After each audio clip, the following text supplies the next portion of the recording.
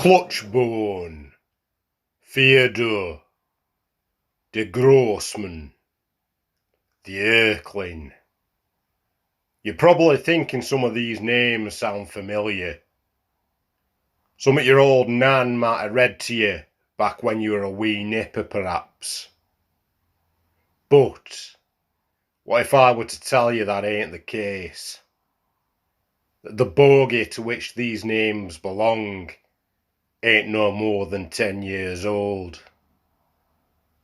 I am, of course, talking of the pale gent himself, Slender Man. And in recent times, the good folk of Cannock Chase have become all too well acquainted with him. But what's that I hear you say? That ain't proper folklore. That's just an interweb meme, a creepypasta. Well, I'll have you know, folklore ain't fixed. Folklore lives, it breathes, and it evolves, ever reflecting the society in which it's created. Creepypastas are the folk legends of our times. And there ain't no perfect an example of this than Slender Man. A new terror for a new age.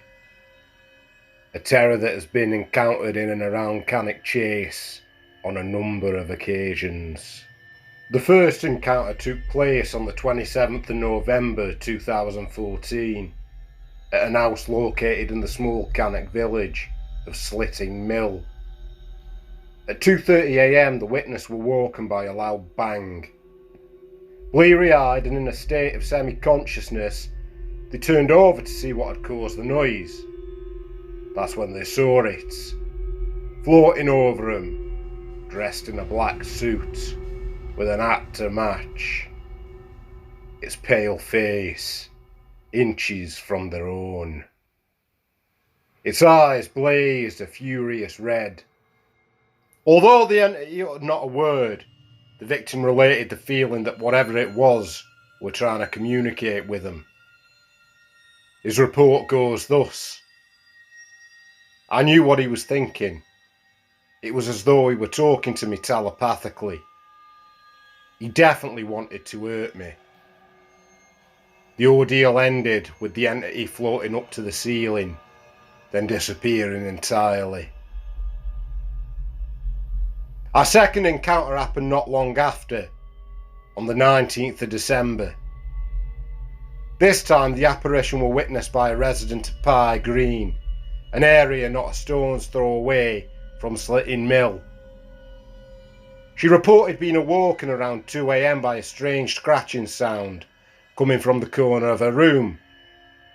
Immediately she sat bolt upright and scanned round the darkness in an attempt to discover the cause of the noise. That's when she saw it. A sphere of pure shadow that suddenly elongated into the form of an 8-foot tall man. Terrified, she threw herself backwards. The thing advanced. A shark-toothed grin slashed across its corpse-pale face as it stretched out its arms to near twice their original length. Iron-hard nails scraped at her flesh, and she screamed like she'd never had before. Mercifully it shrank back and melted away into the darkness. Where to, one can only speculate. Now, looking at these encounters side by side, there are quite a few similarities. Both relate the sensation of overwhelming fear. Both imply the victims were held down. Why is this significant, you may ask? Well, both encounters seem to bear all the hallmarks of sleep paralysis. This is when the body's transition to or from REM sleep is out of sync with the brain, resulting in your consciousness being awake whilst your body remains in a paralysed sleep state. Any who've experienced this will tell you it's bloody horrible. The areas of your brain that detect threats suddenly go on red alert, usually resulting in a number of rather unsavoury effects, usually involving auditory, visual and sensory hallucinations. Most commonly the sensation that there's a threatening presence nearby, often manifesting in the form of a black mass or shadow figure. In some of the more extreme cases, sufferers have reported being held down or smothered by these shadow figures. This phenomenon is known widely as the incubus. A particularly horrific experience in which the victim believes wholeheartedly that they're going to die. Harrowing, yes. Supernatural? No. Experiences such as these have been documented throughout history and can be easily explained by medical science. But let's now consider our third and final case for the evening. At 2 AM on the 2nd of January 2015, a man was taking a stroll through Castle Ring. It were a clear night and the light from the nearby town of Rugeley were visible in the distance.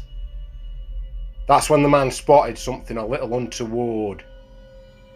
Something appeared to rise out of the trees 100 metres in front of him. In appearance it seemed human, but it was quite clear to the eyewitness that this was something else entirely. Stating in his report, "I know this was no flying human.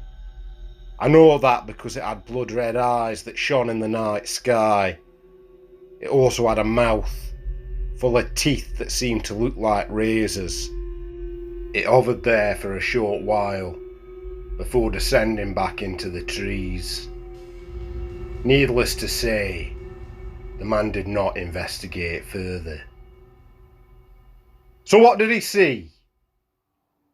If Slender Man is merely an online creation, then how is it he was seen large as life in the woods of Castle Ring? Well, one prevalent theory is that Slender Man is a thought form, made manifest in the temporal realm, created from the collective thoughts and imaginings of the many contributors to the Slender Man mythos. This is known widely as the Tulpa effect, a concept that has its roots in Tibetan Buddhism and 20th century theosophy. Put simply, it's the creation of a being through sheer will and belief. I know, quite a bit to get your head around, but you can't deny the fact that Slender Man is alive and well in the collective conscience, looming large in the folk imagination, a stalker in the dark, striding through the twisting labyrinth of the mind. Just 'cause you can't reach out and touch summit, don't make it any less real. Right, you know the drill. House special, £1 a pint, jukebox and pool table free till closing. Have a good 'un. I'll be seeing you.